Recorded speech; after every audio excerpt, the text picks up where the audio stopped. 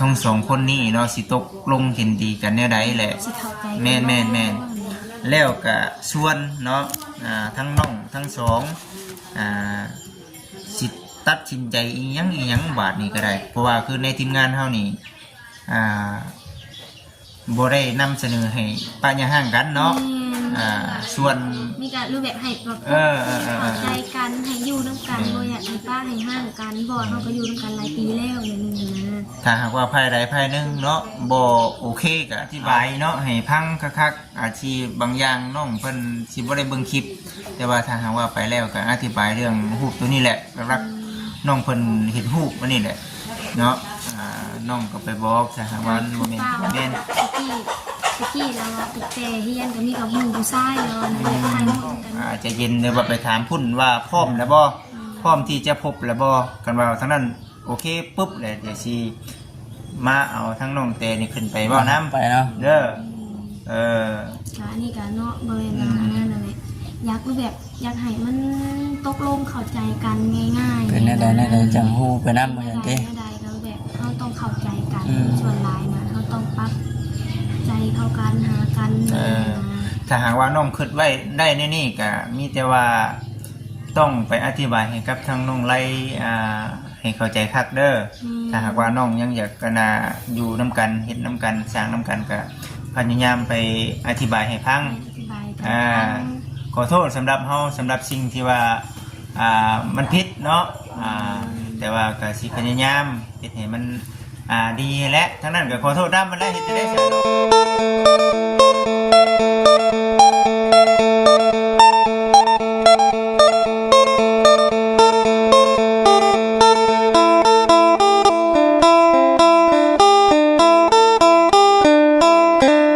พี่น้องเอ้ยเนาะทักทายสบายดีเด้อพี่น้องเด้อมาถามไทยกับน้องเต้พอดีคือเก่าพี่น้อยมือที่2มื้อนี้ก็ได้ตกเนาะทางบ้านเฮาได้ก็ถือว่าได้ลำนะพี่น้องนะมื้อเช้านี่ตกแห้งอยู่เด้อมื้อเช้านี่เบิ่งน้ำจนอังนาก็ได้บ่ได้เวลายาวเด็ดแต่เมื่อคือกันแล้วพี่น้องเอ้ยเนาะมากับบ่คำพุ่นอยู่ภาคนี้ล่ะฮะเนาะแม่นเนาะสบายดีเด้ออยู่ดีมีแห้งจิตชีทางบ่อคำบ่อจิตบ่คุยคนจีติดตามโอ้กับทางเอื่อยเราเนาะสบายดีบ่พอกันได้ถึงเนาะจึงไหนมาจึงไหนบัดมาผูกโพกันมาแน่จังว่ากระเป๋าต้นขึ้นเนาะบ่ได้มากันเองแหละเก่าคือเดิมฮะละบ่ต้นมายังมีแต่บัญชีรีไปแต่ละมื้อมาสิได้ว่าหยอกเอ้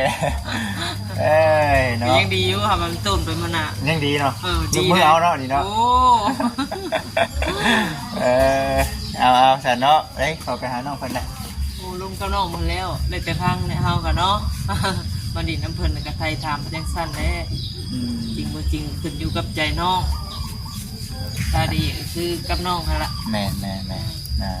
ไปสันเดียวสิไปหาน้องเพิ่นแล้วก็สิขึ้นไปหาทางน้องไล่เดี๋ยวมาบอกว่ากับทางน้องเตะกันก่อนเนาะเดี๋ยวสิได้ขึ้นไปหาน้องได้เพิ่นโดย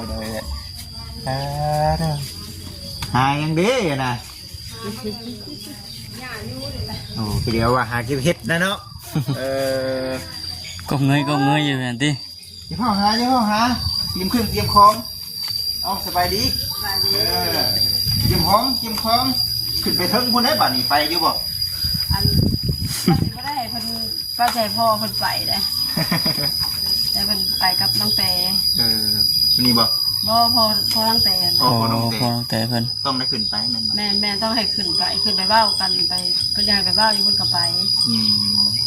แต่ว่าในเรื่องผู้รับผู้ใหญ่ทั้งนี้ก็ขอให้มันเลี้ยวทั่วตามขั้นตอนก่อนแม่นี่เลยเป็นขึ้นก็สิเป็นขึ้นก็พ่อคน2คนตากับลุงน่ะสิไปได้ขึ้น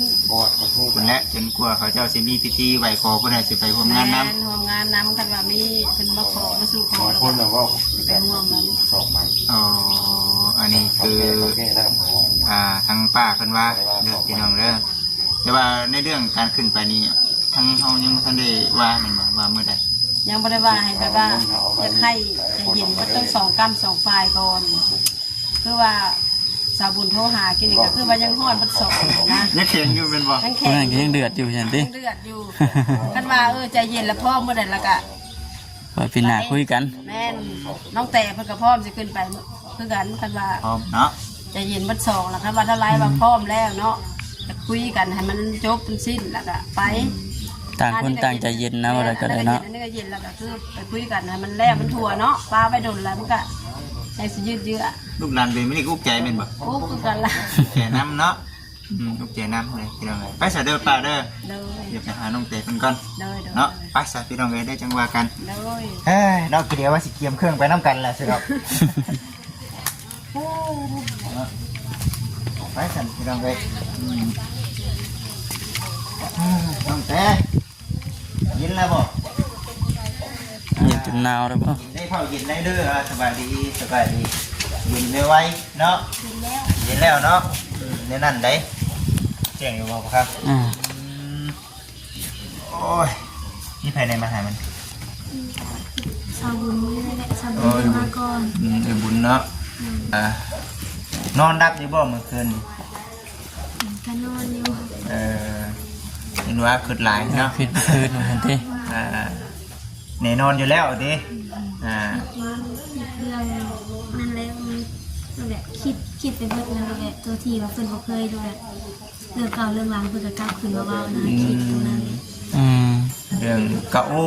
ว้าวในเรื่องความผิดนี่ เอาเรื่องเก่ามาว่านี่โอ้นักบทวนเนาะหลาย มันแห่งหลายเลย ผิดกัน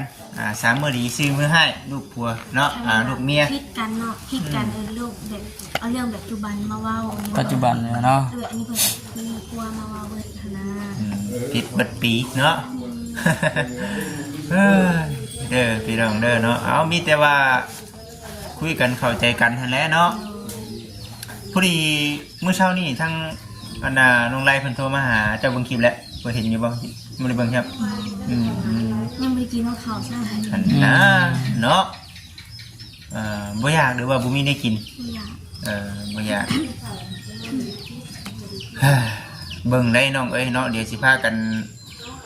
ขาดสารอาหารก็พอขึ้นทั้งผัวทั้งเมียได้เนาะทั้งนั้นก็บ่กินทั้งนี้ก็บ่กินทั้งนั้นก็กินบ่กินข้าว กินบ่ลงเลยทาง แซ่ นั้น บ ก็ น ได้ อนบ่หลับคือกันทั้งนั้นก็ได้คือหลายคือกันว่าซั่น คือน้องโทรไปเป็นนี่ก็นอนสายนะน้องโทรถามไม่ละเอียดเป็นนอนสาย เมื่อคืนนี่ได้โทรอยู่บ่ คืนนี้ก็โทรทำเบอร์คุณบ่หัก สิเว้าได้หลายโตว่าซั่นได้เนาะ เท่านั้นแหล้วเนาะ เขาเห็นว่าคนเฮาเลยมันจะว่ามันตกลงกันเพิ่นต้องหักสายแล้วต้องเว้ากันมันเข้าใจมันเพิ่นบ่หักเลยกับเพิ่นบ่เคยโทรมาหาอีกทางคู่มือนี้ เพิ่นบ่แม่นใครโทรเนาะ มีแต่ทางน้องโทรพยายามโทรแต่เพิ่นมีกระตัดสาย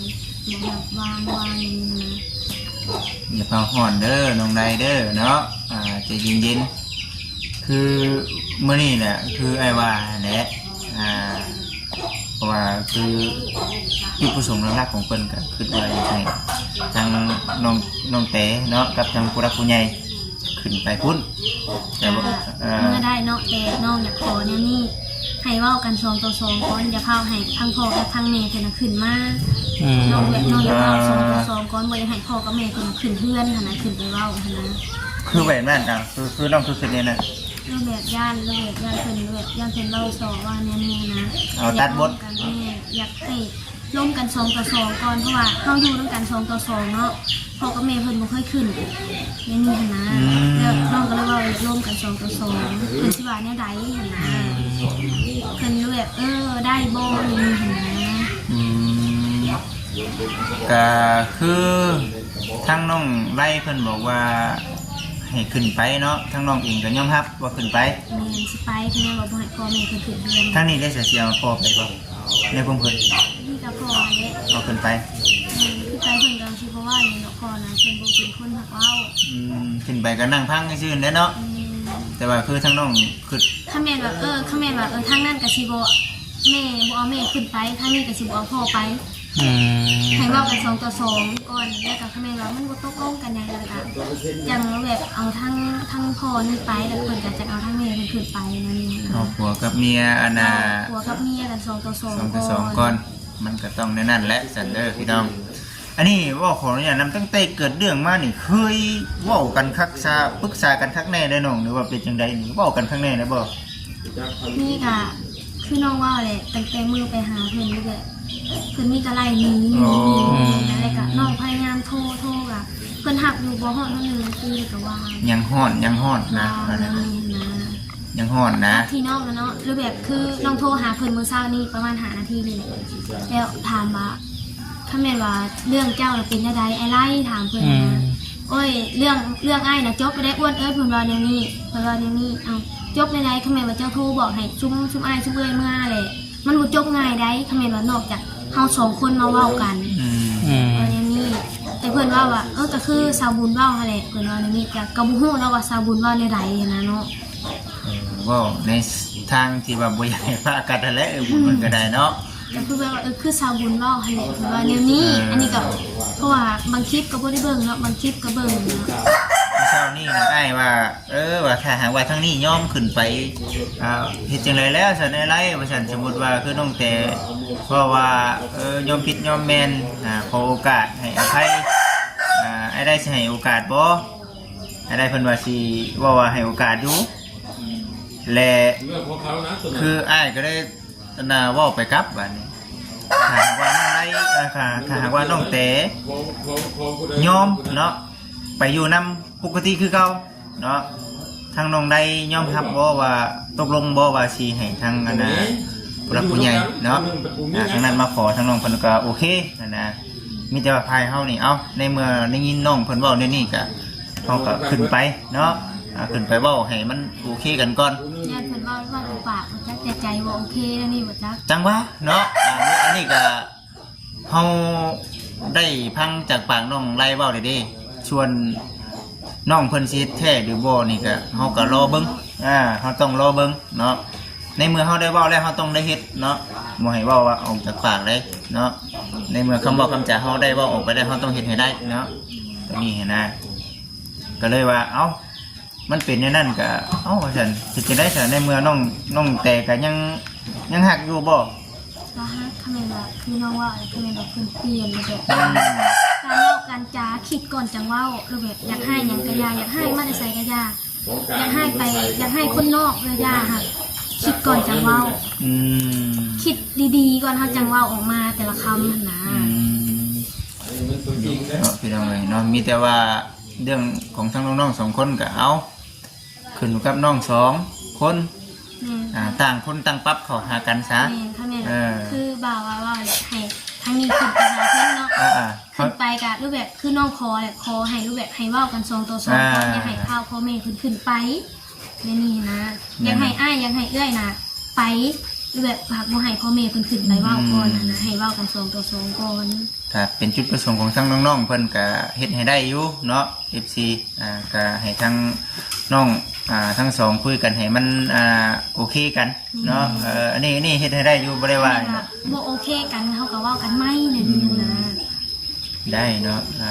ก็น้องเพิ่นก็บอกเหตุผลนี่เด้พี่น้องเอ้ยเป็นหยังบ่ซั่นมีคุมพิษหยังย่านหยังเพิ่นสิว่านี่แหละก็ย้อนแบบย้อนเฮาเว้ารัดเนาะเฮาเว้ารัดกันเดี๋ยวมันแห่งสิง่ายคอมเมนต์ว่าคอมเมนต์ว่ายังให้มองไงเนาะคือบ่าวถ่ายคลิปเนาะคือว่ายังให้คลิปจบซ้ำนี่ก็คือน้องเว้ารูปแบบคุยกันต่อหน้าเลยคอมเมนต์ว่ารูปแบบเพิ่นว่าอยากคอมเมนต์ว่าเป็นแบบนี้เจ้าบ่ได้ไปเฮ็ดเวียกเฮ็ดงานได้น้องว่านี่มื้อเช้าเพิ่นว่าเอาอ้ายได้ไปคือเก่าว่าเพราะว่าอ้ายน่ะจบแล้วนี่บ่ได้ไปโทรไปสาวบุญโทรไปที่เนาะเอาเฮาน่ะจบแล้วแล้วสาวบุญว่าคือจบง่ายแท้เพิ่นว่าอย่างนี้หั่นนะมาแล้วน้องว่านี่มื้อเช้านี่คอมเมนต์ว่าเจ้าได้โทรไปหาเพิ่นในคลิปมันบ่จบง่ายบ่ง่ายเด้มันต้องลงตัวกันสิยาวต่อไปคอมเมนต์ว่านอกจากเฮา2 คนไปเว้ากันแล้วเพิ่นว่าก็ เว้ากันได้แล้วน้องก็เลยว่าการขอเนี่ยดีคะแนนจะให้พ่อกับแม่เจ้าน่ะคืนไปแต่เพิ่นบ่ตอบคำนี้ นี่ FC ก็คอมเมนต์กันเข้ามาอยู่เนาะในเรื่องของทางปู่กับย่า ก็เข้าใจทั้ง FC ว่าคือกันเนาะมีแต่ว่านี่คือเป็นจุดประสงค์ของทางบอกขออนุญาตนำเนาะนำน้องสองคนเนาะก็เฮ็ดให้ได้เนาะก็สิพยายามเนาะก็จังไดก็เฮ็ดให้ได้บ่เพราะว่าให้สองคนมันโอยหน้าคุยหากันนะพี่น้องเอ้ยแต่ว่าคำว่าคำจาของทางน้องไล่อยู่ปัจจุบันนี่ก็ยังอยากสิอยากให้อยู่หั่นแหละฮะ เฮาก็ขึ้นไปเรื่องที่อาจสิบ่ได้เห็นหน้าลูกหน้าเมียโดนเลยมัน ใจอ่อนบ่ งุนงิดเลยเนาะเป็นจังได๋ซะ ก็อยากไปบ่อยากเลยแบบบ่อยากให้พ่อแม่เป็นผิดไปเว้าเลยแบบให้เว้ากัน2 ต่อ 2ก่อนถ้าแม่นว่าทางไปแล้วน้องไปแท้ถ้าแม่นว่าถ้าแม่นว่าเฮาไปเว้ากัน2 ต่อ 2นี่ทางนี้ก็สิบ่เอาทางพ่อนะเมื่อนํน้องก็สิเมื่อทางน้ำอ้ายอันนี้นะเนาะเมื่อน้ำอ้ายน้ำเอื้อยอันนี้นะสิบ่เพิ่นเมื่อนํ อ๋อได้อยู่ถ้าเป็นอันนั้นเด้อ FC ก็คือสิเห็นดีนํอยู่เพราะว่าอยากให้เด็กน้อย2คนเว้ากันเองเนาะบ่เผาถึงผู้รักผู้ใหญ่ซะเนาะให้ทั้งผัวเมียคุยกันให้มัน เข้าใจกันก่อนเนาะตัวนี้ก็ได้ อันนี้เฮากำลังสิปรึกษากันเด้อพี่น้องเด้อบัดนี้อ้ายหรือว่าทางทีมงานเนาะสิขึ้นไปบอกทางน้องไล่แล้วบัดนี้ก็ได้ หลังจากบอกเรียบร้อยแล้วเดี๋ยวสิมาบอกกับทางน้องทั้งสองจิตใจเห็นแล้วเดี๋ยวสิให้ไปคุยกันเพราะว่ายิ่งป้าหลุนยิ่งการงานบ่ทำเฮงกระเทกแล้วบัดนี้นะ ก็ที่เพิ่นโทรหาอ้ายโทรหาเอื้อยแล้วกันอันนี้ก็บ่ฮู้เด้ โอ้บ่ บอกเพิ่นก็บ่ได้โทรมาบอกว่าเอ้ยอ้ายสิเข้าไปเด้อเจ้าอย่าไปไสเด้อนะเมื่อวานนี่ก็บ่ได้อยู่ตอนเช้าไปใส่ดอกแขวอยู่ที่นู้น โอ้ว่าไปหาผู้บ่าวบ่ได้หาเว้านี่เด้เนาะบ่พอว่าซั่นเด้ไปแล้วพี่น้องเอ้ยคิดในนี่เด้เนาะนี่แหละก็ตามแต่เฮามั่นใจว่าเฮาบ่มีเนี่ยก็เฮาก็พยายามเฮ็ดในใดก็เฮ็ดน้องเอ้ยให้มันให้มันถึงซะเฮาพิสูจน์ว่าเฮาบ่ได้เฮ็ดก็แสดงว่าต้องเฮ็ดให้เขาเห็น อยากตกลงมันคือสีรูปแบบคือเพิ่นว่าเลยมีกับเพิ่นว่าตัดว่าอ้ายน่ะจบแล้วอ้ายบ่มีหยังแล้วอะไรอย่างเงี้ยนะแต่ทางนี้ก็เลยอธิบายเพิ่นทางว่าเขาแม่นว่าเจ้าโทรหาอ้ายโทรหาเอื้อยแล้วมันบ่จบง่ายได้ว่า บัดที่นี่เด้อพี่น้อง FC พังไปเนาะถ้าหากว่าเฮาเอาน้องเตเพิ่นขึ้นไปแล้วเนาะและน้องเตเพิ่นว่ายันเว้าแต่ปากเนาะก็มีแต่ว่าเฮาเอาขึ้นไปก่อนเนาะ FC เราลุ้นเบิ่งว่าทั้งสองคนนี้เนาะสิตกลงเห็นดีกันแนวใดแหละ สิเข้าใจ แม่นแล้วก็ส่วนเนาะทั้งน้องทั้งสองสิตัดสินใจอีหยังบาดนี้ก็ได้เพราะว่าคือในทีมงานเฮานี่บ่ได้นำเสนอให้ป้าย่าห่างกันเนาะส่วน มีการรูปแบบให้แบบเข้าใจกันให้อยู่ร่วมกันบ่อยากให้ป้าให้ห่างกันบ่เฮาก็อยู่ร่วมกันหลายปีแล้วอย่างนี้นะ ถ้าหากว่าภายใดภายหนึงเนาะบ่โอเคก็เอาแล้วเว้ากันคักได้บัดนี้ได้เด้อเพราะว่านอกจากนั้นทีมงานหรือว่าคนนอกเฮาเว้าหยังบ่ได้บัดนี้ก็ได้สุดแต่เฮาสุกอยู่เข้าหากันแล้วนะพี่น้องเอ้ยมีแต่เฮ็ดให้ทั้งน้องๆเพิ่นได้เว้าได้จากกันเนาะนี่ FC เพิ่นก็กำลังรอเบิ่งรอชมอยู่ทางบ่จิตเองก็รอฟังอยู่เนาะก็แม่นอยู่ FC หลายๆท่านเพิ่นก็ว่าโอ้อย่าไปยุ่งเรื่องของชาวบ้านเพิ่นเด้อบ่จิตเด้อว่าซั่นเนาะยุ่งบัดคือว่าได้เนาะกระปึกกระปะอยู่ว่าซั่นจังซี่ก็ได้ทำบ่จิตบ่มาเว้าผัดว่าคนอื่นก็มาคือเก่าหั่นนะน้องเด้มาช่วยกันเว้าซะพี่น้องหลายคนหลายว่าเนาะหลายคนได้ว่าบ่ได้มาหายเลยเฮ้ยบ่ได้บ่ดีบ่เอาไปเด้อบ่ได้แม่นเนาะ โอ้ยน้องแต่บ่ดี บ่ ให้ป้าเพิ่นเข้าใจกัน อันใดมันผิดอันใดมันแม่นก็ยอมเนาะขอโทษขออภัยหลายๆเฮ็ดให้อ้ายเข้าใจผิดน้องก็เว้าไปได้เฮ็ดได้ซั่นเนาะ คำที่น้องพิษเนาะอยู่ด้วยกันเนี่ยคำที่น้องพิษน้องมีขอโทษเพิ่นคำที่ว่าตกว่าปุ๊บเพิ่นพิษเพิ่นบ่เคยขอโทษน้องตลอด อันนี้คือน้องตอนอยู่กับน้องไรอ๋อ คำที่ว่าน้องพิษบ่น้องเฮ็ดให้พิษบ่น้องก็ขอโทษเพิ่นตลอดแม่ล่ะเพิ่นเฮ็ดพิษนี่เพิ่นบ่เคยมาขอโทษน้องจ้าเทื่อนี่ก็ย่างหนีแบบบ่ปินหน้าใส่กัน บ่ยอมขอโทษเนาะ คนเราเป็นผัวเมียกันเนี่ยเราเฮ็ดผิดเราต้องขอโทษกัน แม่นแหละเนาะเนี่ยใดคันมันสิอยู่นํกันได้ดนๆก็ยอมมาแล้วเห็นได้ซั่น เนาะอันนี้ก็สุดแต่ว่ายอมน้องก็ว่าที่คำดีว่าเขาผิดเขาเฮ็ดผิดนี่เขาก็ยอมเนาะยอมมาตลอดเลย แต่เก่ากันแต่แกอยู่นํกันกัน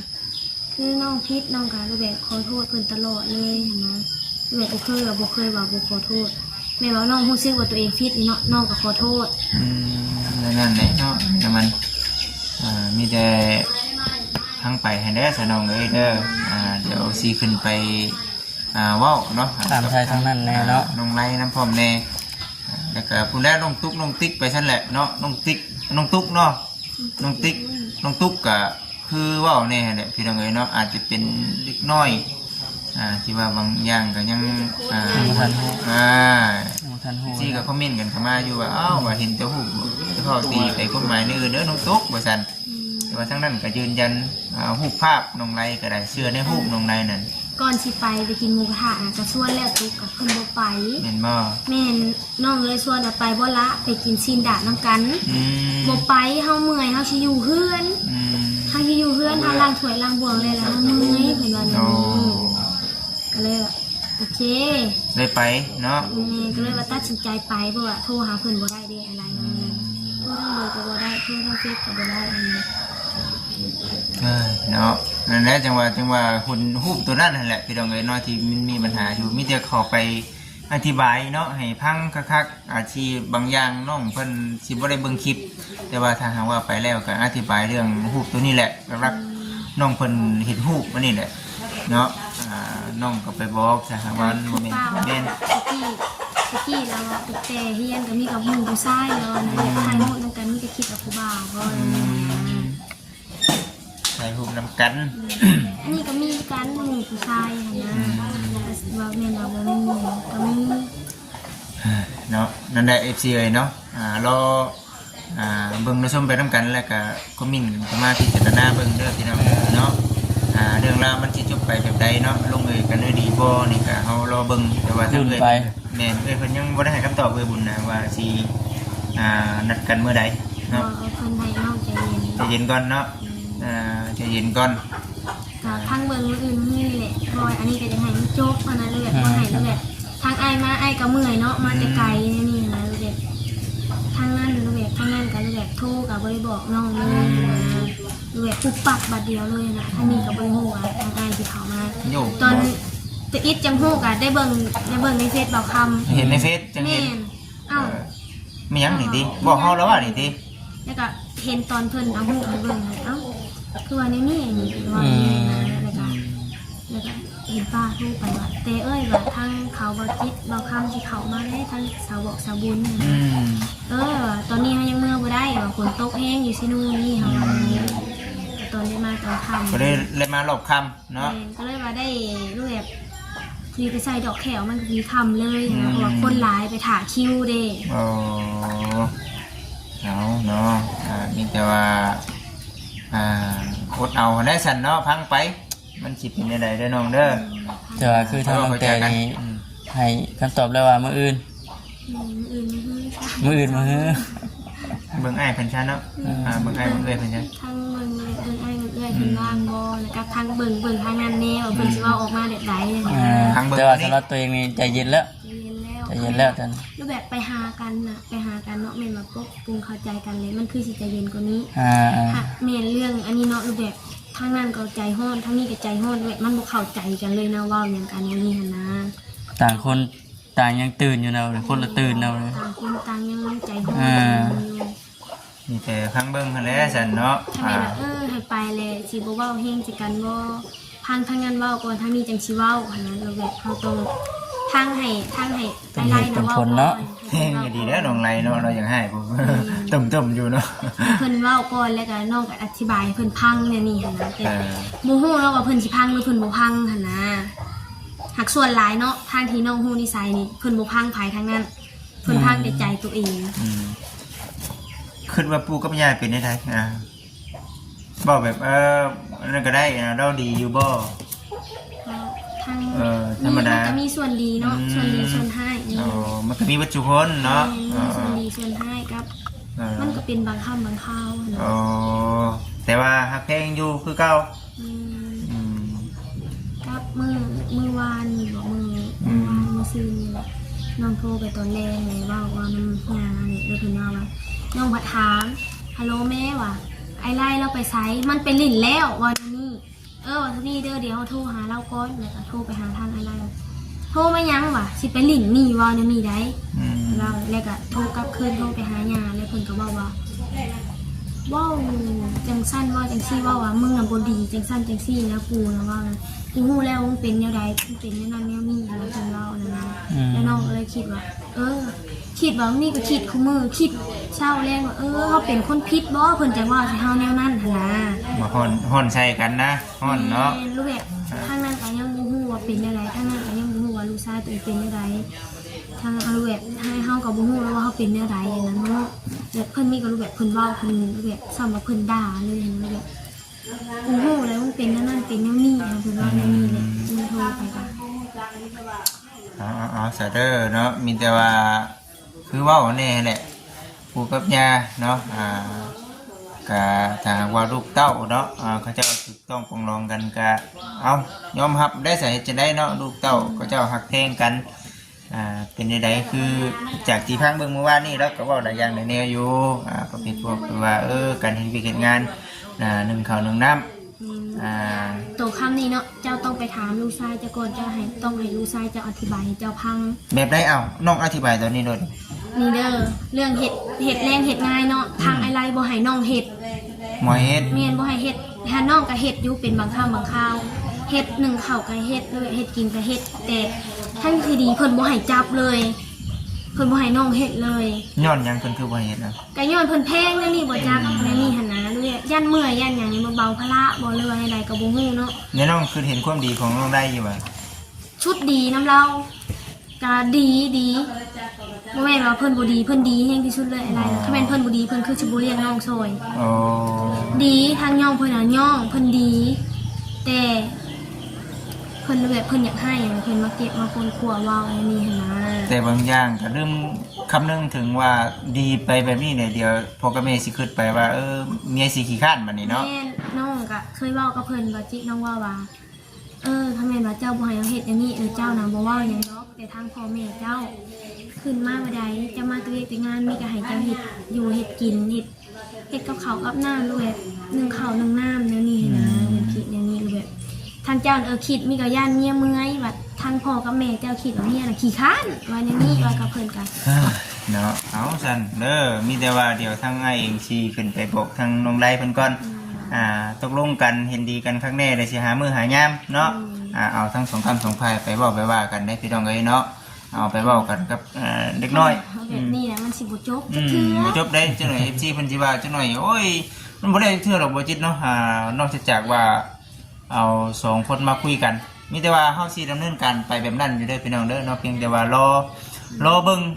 รอให้ทั้งน้องใจเย็นเด้อว่าไปถามพุ่นว่าพร้อมแล้วบ่พร้อมที่จะพบแล้วบ่กันว่าทั้งนั้นโอเคปุ๊บแล้วเดี๋ยวสิมาเอาทั้งน้องเตนี่ขึ้นไปเว้านํ ไปเนาะ เด้อค่ะนี่ก็เนาะบ่แม่นว่าอันนั้นนั่นแหละอยากแบบอยากให้มันตกลงเข้าใจกันง่ายๆ เป็นแน่ใดจังฮู้ไปนำเหมือนติ ใดก็แบบเราต้องเข้าใจกันส่วนหลายนะเราต้องปรับใจเข้ากันหากัน ถ้าหากว่าน้องคิดไว้ได้ในนี่ก็มีแต่ว่าต้องไปอธิบายให้กับทางน้องไล่ให้เข้าใจคักเด้อถ้าหากว่าน้องยังอยากกันอยู่น้ำกันเฮ็ดน้ำกันสร้างน้ำกันก็พยายามไปอธิบายให้ฟังขอโทษสำหรับเฮาสำหรับสิ่งที่ว่ามันผิดเนาะแต่ว่าก็สิพยายามเฮ็ดให้มัน ดีและทั้งนั้นก็ขอโทษนำมันแล้วเฮ็ดจะได้เสียเนาะมันผิดทั้งสองฝ่ายแล้วคำเว้าในนั้นเนาะกับบ่ได้กับบ่แม่นเนาะทางนั้นดีทางนั้น แม่น ชั่ว ต่างคนต่างขอโทษกันได้เนาะเห็นว่าก็ได้ บ่น่าหากันแล้วก็ได้เต้ เอา แบบอยากพายาวแบบบ่หนาเว้านำกันตามตรงเลยมันจังเข้าใจกันคอมเมนต์บ่าวมาทางนี้เว้าไปทางใหม่ไปหาทางนั้นเว้าอีกแนวนึง คนละอย่างแล้วบัดนี้เด้ คนละอย่างเลยแบบมันบ่เข้าใจกันนะ ออกไปคนละทางว่าซั่นเนาะ FC กันเนาะคือพ่อแม่ทางอันนี้กันเนาะหรือแบบผู้นี้เพิ่นสิปวดหัวนำแนวนี้หั่นนะ ใหญ่ผู้ที่เป็นที่เทนดิซันให้เป็นเบิ่งเด้อน้องเด้อนี่เด้อ การรู้แบบคือน้องเว้าแหละอยากให้มันปรับใจเข้ากันแล้วการรู้แบบเฮาเว้ากันแม่นเฮาผิดหยังกันเจ้าคอหยังมาเจ้าเปลี่ยนแปลงได้บ่อย่างนี้หั่นนะ ได้เสร็จเด้อน้องมีแต่ว่าเดี๋ยวไอ้สิไปหาทางน้องได้เพิ่นเด้อเดี๋ยว อะไรก็รอติดตามเบิ่ง เราติดตามเบิ่งเป็นได้ใดสิมาให้คำตอบเด้อสู้ๆเนาะเอามาสบายดีมาพี่น้องเลยคือสิ่งได้นี่แหละ พี่น้องเลยเนาะ เดี๋ยวสิไปบอกทางน้องไล่เพิ่นก่อนเด้อพี่น้องเด้อเนาะ รุดเบิ่งไปนำกันพี่น้องเลยเนาะ กับทางน้องแก่แล้วทางนี้ยอมเนาะยอมขึ้นไป ได้ว่าเนาะเราต้องได้บอกกับทางผัวเมีย2 ต่อ 2เนาะปู่กับย่าอย่าเข้าเด้อปู่กับย่าเด้อเนาะ ไปจะพี่น้องเรามีตัวสีเพื่อก็เดินทางขึ้นไปทั้งพุ่นแล้วบัดนี้จังไรก็ติดตามรอเบิ่งรอซ้อนกันพี่น้องเนาะสบายดี